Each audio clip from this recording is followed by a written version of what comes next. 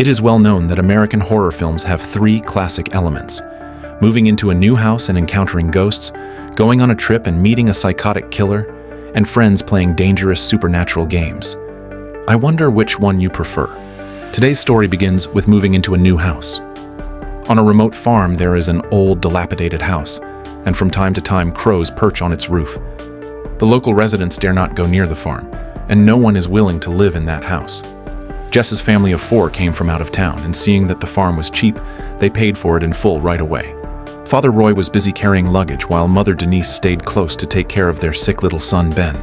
The eldest daughter, Jess, with nothing else to do, stepped into the house first to look around. The rooms were pitch dark, and the sofa's furniture were still covered with white cloths. At the entrance to the basement, scratch marks from fingernails made people's skin crawl, and the crow that suddenly crashed into the glass window seemed extremely aggressive. On the glass window was a drawing of a little bird. This house had been empty for 6 years, so who could have drawn it?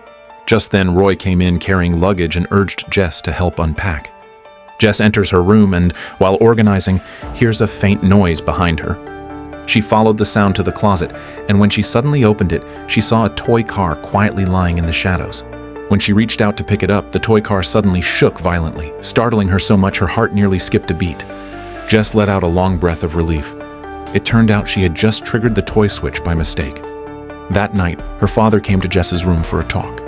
He knew that moving to the countryside all of a sudden would be hard for Jess to adapt to, but the family was really struggling financially, and from now on, they could only rely on farming to survive. He hoped Jess could face their new life positively. The sensible Jess understood her parents' difficulties, and at dawn, she took the initiative to start cleaning the house. She did not notice that, next to the bird pattern on the window, a little figure had appeared. Denise was making the bed in the master bedroom, and as she flipped the sheets, a pair of gray legs appeared. From her perspective, she can't see them, but Ben, who has aphasia, sees it clearly. Instead of being scared, he actively looks for the ghostly figure. He stared at the ceiling, giggling, but Denise paid no attention, busy wiping stains from the walls.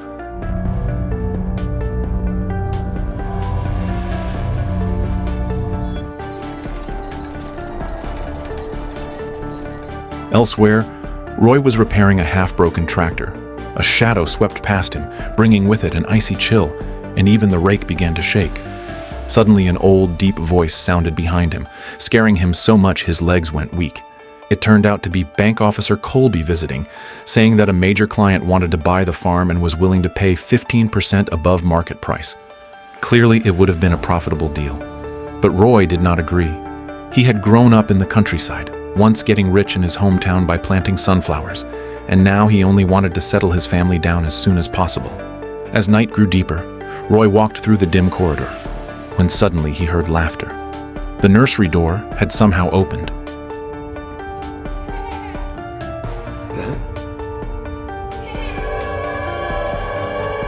Ben was giggling and playing. Roy quickly carried Ben back to bed, telling him to sleep. But as soon as the door closed, a pair of gray feet slowly approached the crib. On the 3rd day after moving in, Roy took Jess to town to buy seeds. As soon as she entered the grocery store, Jess noticed a missing person notice pinned on the bulletin board, and she felt it was bad luck, so she went out for a walk. At the basketball court, she became friends with a local boy named Bobby, but before they could talk much, her father urged her to leave. On the way back, Roy kept probing Jess, clearly worried she might fall in love too early. Meanwhile, Denise was shocked to find that the stains she had cleaned yesterday had reappeared, and they had even grown larger. As Ben was eating, he suddenly stopped, staring blankly at the spoon in his hand. In its reflection, a gray figure suddenly leapt onto the wall and quickly climbed behind him.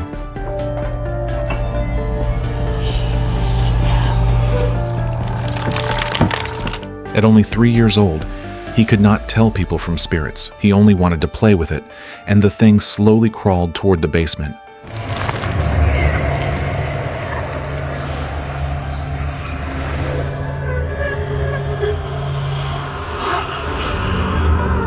Just as Ben reached out to open the lock, his mother picked him up in time. She doesn't see the ghostly figure in the basement. When Jess came home, her mother told her to clean the basement. It was pitch dark inside, with a sour stench in the air. Jess opened the windows to let in some air, and as the sunlight shone in, she spotted a pocket watch wedged between the floorboards, but no matter what she did, she could not open it. Not far away lay the corpse of a crow, and Jess dared not touch it with her hands, so she grabbed a stick. But as soon as the stick touched the crow, it suddenly flung itself up, startling Jess. At that moment, Roy was moving seeds at the doorway when Colby came again to discuss selling the house, making Roy very impatient, and he coldly refused. Colby had no choice but to leave awkwardly. Moving all the sunflower seeds into the barn would take several trips, and on his second run, Roy saw crows swarming into the truck, pecking furiously at the seeds. He rushed forward to drive them away, but the crows were aggressive, swarming him as if to peck at his flesh.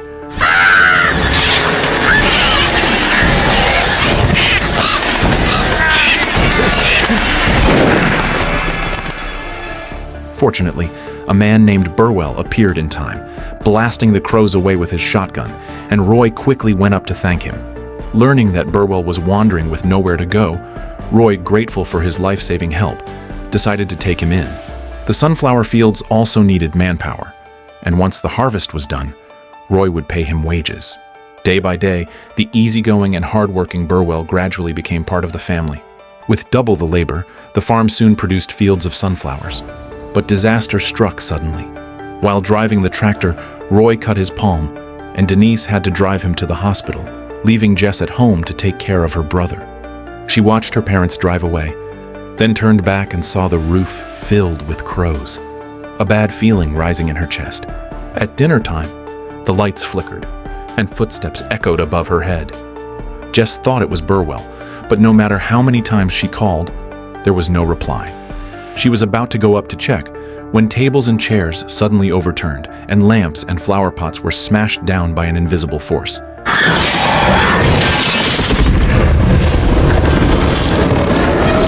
She quickly called the police and planned to leave with her brother, but her brother had disappeared, and his toy car was lying at the basement door. Jess rushed inside without hesitation, and just as she picked up the toy car, her brother appeared at the end of the hallway. A cold wind swept over her back, and icy, ghostly hands gripped her tightly. She grabbed the doorframe and struggled desperately, finally breaking free, and quickly scooped up her brother to escape. But the front door was locked, so she had to climb out the window, where she ran right into Burwell, and she quickly handed her brother over to him first. After escaping from the haunted house, Jess finally dared to look inside, but strangely, the house had become neat again, with no trace of destruction at all. Soon the police and her parents arrived, all blaming Jess for making a false report. Ben could not speak, and Burwell also claimed he had seen nothing unusual. Jess was certain this was a haunted house, and she urged her parents to move, but no one believed her. They all thought she was simply struggling to adapt to the new environment and was having psychological problems. Dad, I'm really scared. Can we just go home? Jessica, this is home. You need to get used to this. Jess began to doubt herself. Could it all have been an illusion? Just then she noticed her brother staring into the shadows and laughing. It is said that the souls of young children are the purest, able to see things invisible to human eyes. She wanted to ask him clearly, but unfortunately her brother could not speak. When night came and her parents had gone to bed, Jess quietly picked up her brother and softly asked if anyone was by his side, and if so, to point it out. She wanted to confirm whether there were ghosts in the house, and she also hoped it was just her imagination.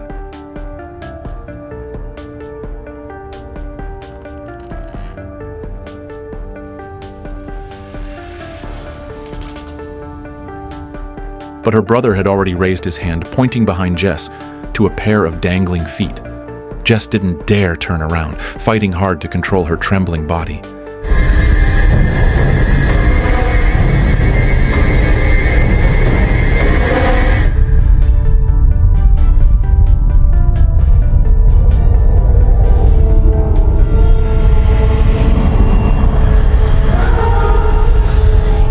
And the female ghost suddenly appeared beside her, groaning into her ear with a voice like hell itself. She gathered her courage and turned her head, but the ghost had already vanished. Jess was so terrified she did not sleep all night, and at dawn she rode her bike into town to ask Bobby about the farm's past. She learned that the previous owners had also been a family of 4 who suddenly moved out 6 years ago and later were rumored to have disappeared.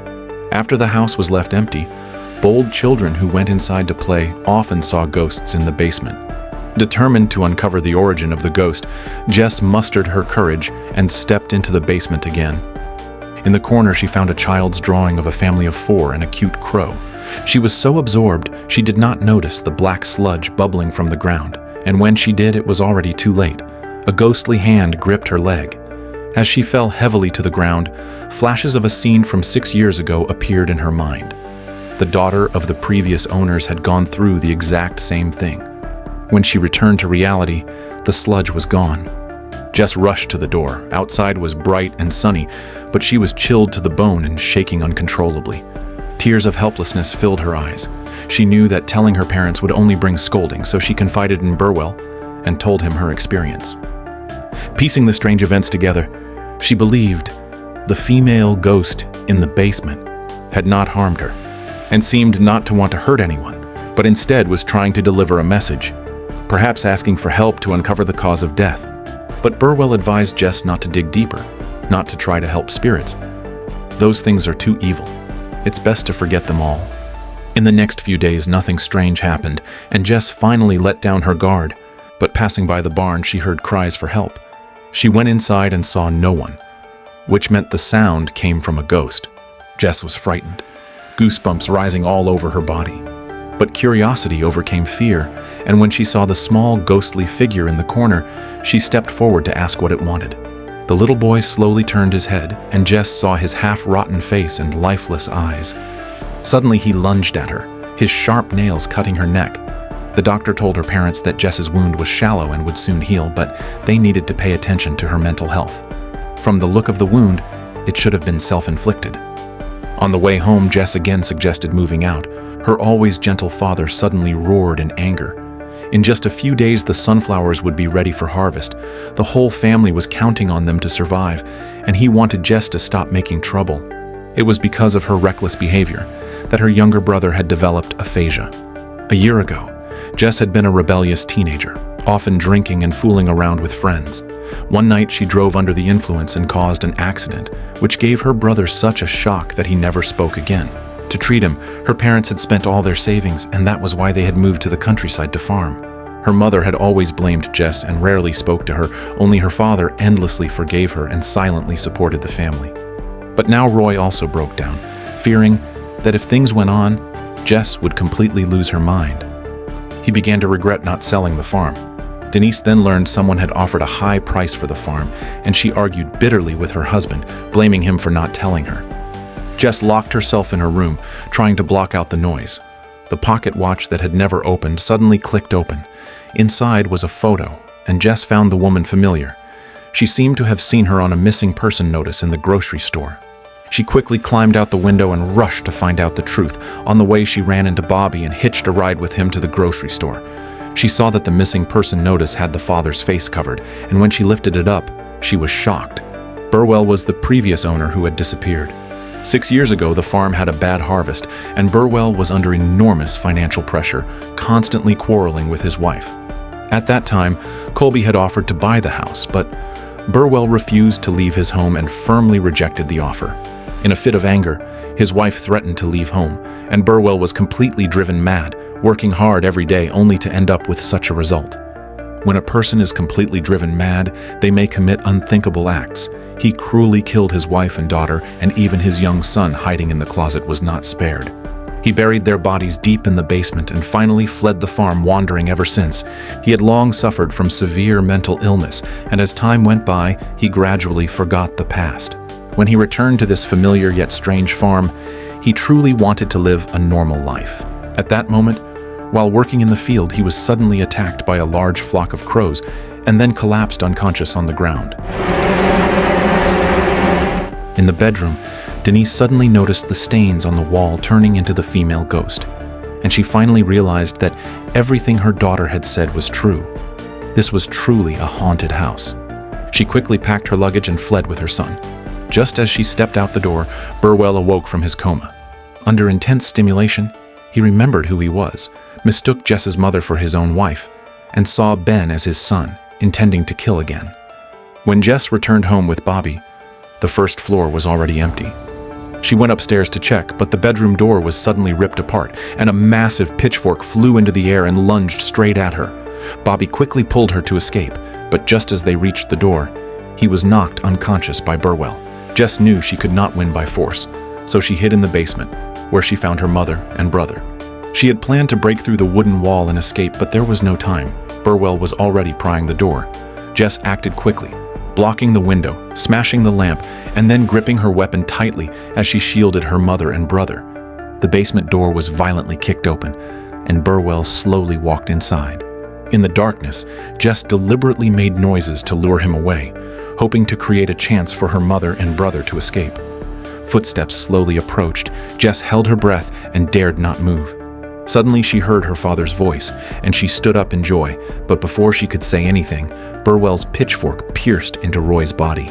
Seeing this, Jess swung her shovel desperately, but with one strike, Burwell disarmed her. Denise rushed to save Jess, but she too was knocked unconscious. Burwell's face twisted in madness, shouting his daughter's name over and over. He had already mistaken Jess for his daughter, preparing to repeat the tragedy from 6 years ago. Just as the pitchfork was about to fall, Jess noticed black sludge seeping up from the ground, and she knew the ghosts had come for revenge. Seizing the chance, she spun agilely and kicked Burwell into the sludge.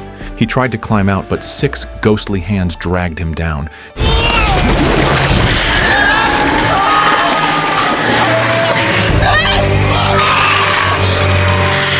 Deep within that sludge was an endless hell, where debts of blood must be paid. Everything was finally over. Jess felt relief wash over her, but suddenly Burwell grabbed her again. In that life-or-death instant, Roy crawled over with his last strength and held tightly onto Jess's hand. Denise also awoke, and together the couple pulled her to safety. In the blazing summer sun, the sunflowers grew ever taller, and never again were crows seen on the farm. It turned out they had been driven by the ghosts' resentment, and once the ghosts found peace, the crows vanished. Bobby officially began dating Jess, often coming to the farm to help, and Ben also began to babble his first words. Brave Jess had protected her family, made up for her past mistakes, and dissolved the long-standing estrangement. The family would live happily together, and everything would only get better. The plot of The Messengers is simple, but the sound design and visuals reveal the director's effort, and the hidden meanings are also worth reflecting on. Life is long, and everyone makes wrong turns and mistakes. If you are troubled by guilt and regret, I recommend watching this film, and join Jess as she grows and transforms through fear and pain. Believe that the shadows will pass, the sun will rise, and as long as you stand up again, you can find redemption for yourself and for your family.